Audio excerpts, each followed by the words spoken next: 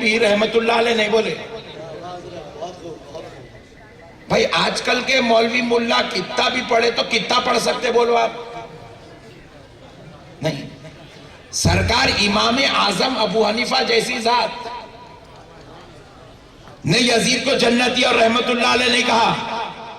امام بخاری نے یزید کو جنتی نہیں کہا. امام مسلم نے جنتی نہیں کہا. امام شافعی مالکی و حنبل نے جنتی نہیں کہا.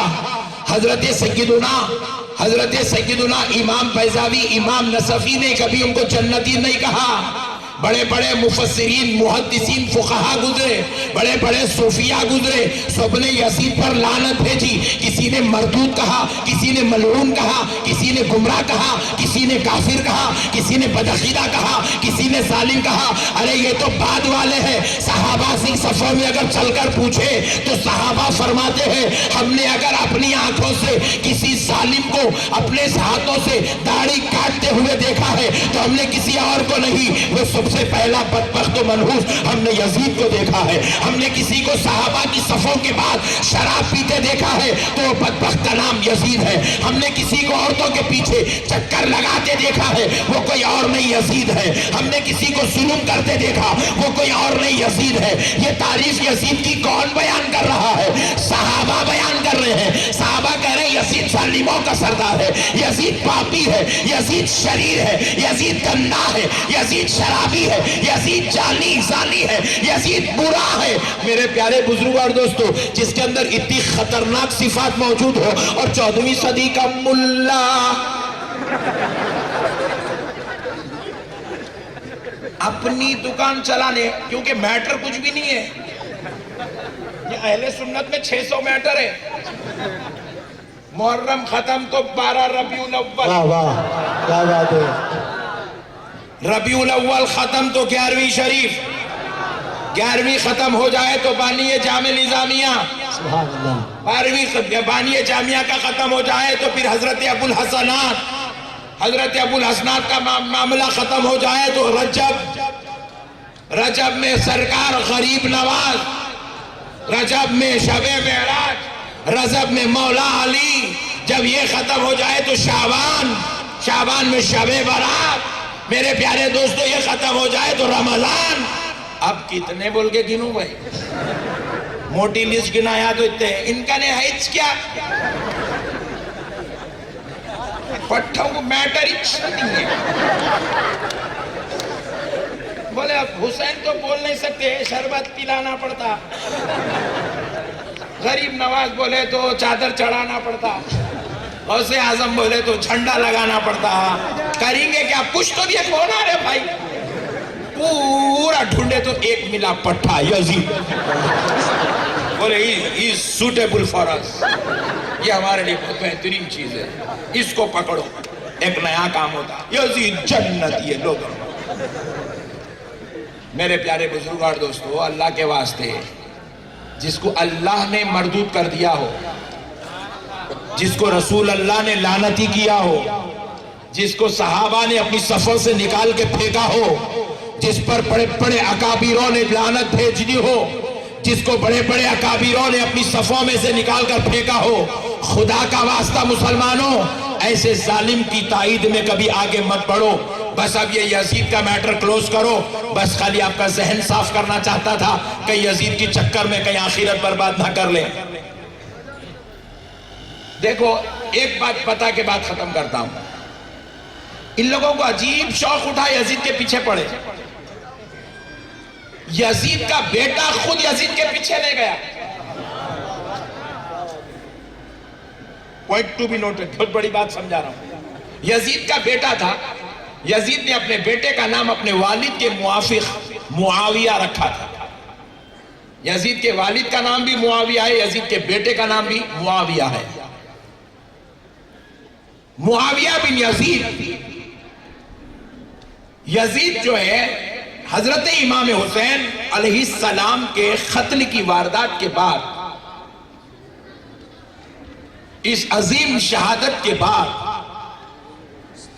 کرسی پہ بیٹھا, حکومت کرنے لگا, سلطنت سنبھالا. پیارے بزرگ اور دوستو, آپ کو تو معلوم ہے یہ کرسی کتنی پیاری ہوتی. یہ کرسی پہ بیٹھنے کے واسطے لوگ AVM مشینوں والوں کو خریدتے رہے.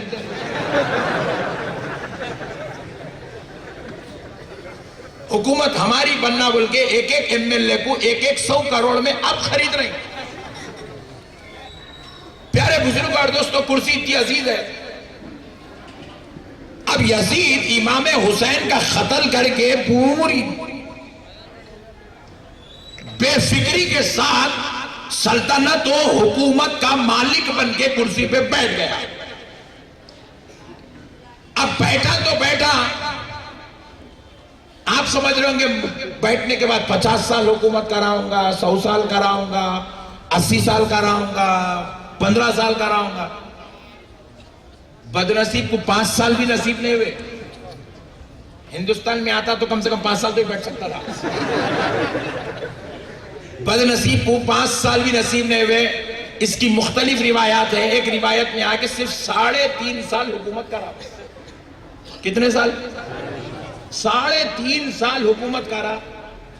اور اتنا چندی تھا، عورت کے ہاتھ سے مار کھا کے مر گیا.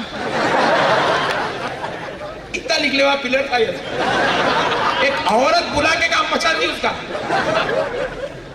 پیارے بزرگوں اور دوستو، غور کرنے والی بات ہے کہ یزید جب 3.5 سال کے بعد موت کی گھاٹ اتر گیا، کام کچھ بھی نہیں کرا، خالی عیاشی کرا اس کرسی پہ بیٹھ کے. 3.5 سال کے بعد جب موت کی گھاٹ اترا تو اب اس کے بیٹے کو لایا گیا، جن کا نام حضرت معاویہ بن یزید ہے. ان کو لایا گیا.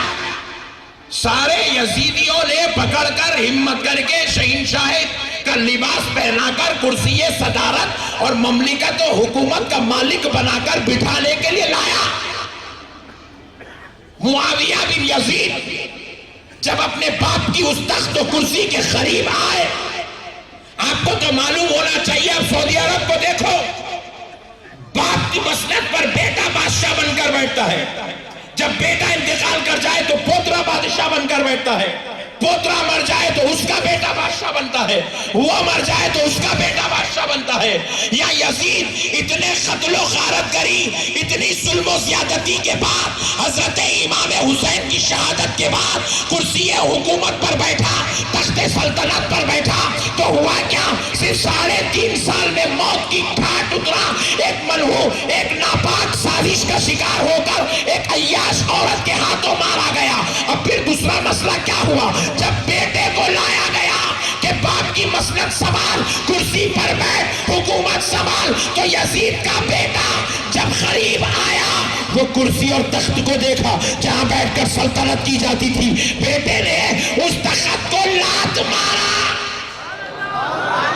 لات مار کے کہا، خدا کی قسم میں اس منحوس تخت و کرسی پر نہیں بیٹھ سکتا جو تخت و کرسی امام حسین کے قتل سے حاصل کی گئی.